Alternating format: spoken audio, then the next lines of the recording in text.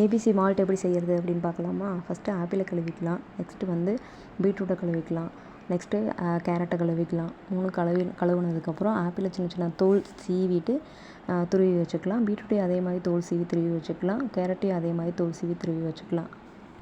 Next பாதாம் முந்திரியை வந்து ட்ரை ரோஸ்ட் பண்ணி வச்சு அதை வந்து பவுட்ரு பண்ணி வச்சுக்கலாம். அதுக்கப்புறம் வந்து லைட்டாக கடாயில் வந்து நெய் விட்டு அரைச்சி விழுது இருக்குது பார்த்தீங்களா, கேரட்டு ஆப்பிள் பீட்ரூட்டு 3 இது பண்ணிவிட்டு கொஞ்சமாக ஆம்லா மட்டும் சேர்த்துக்கிட்டேன். ஆம்லாவை அரைச்சி சேர்த்துக்கிட்டேன்.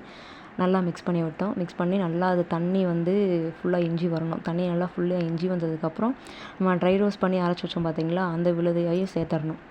சேர்த்துட்டு நல்லா மிக்ஸ் பண்ணிவிட்டு எவ்வளோ தூரம் தண்ணி ஃபுல்லாக இஞ்சி வருதோ அவ்வளோ தூரம் தண்ணி நல்லா இஞ்சி வந்ததுக்கப்புறம் பிளேட்டில் மாற்றி 3 நாள்லேருந்து 4 நாள் வரையும் நல்லா வெயிலில் காய வச்சதுக்கப்புறம் மிக்ஸி ஜாரில் சேர்த்து நல்லா பவுட்ரு பேஸ்ட்டில் அரைச்சி ஏர்டைட் கண்டெய்னரில் வந்து ஸ்டோர் பண்ணி வச்சுக்கோங்க. 6 மந்த் வரையுமே கெட்டு போகாது. டெய்லி பாலில் வந்து மிக்ஸ் பண்ணி குடிச்சிக்கலாம். தேங்க்யூ.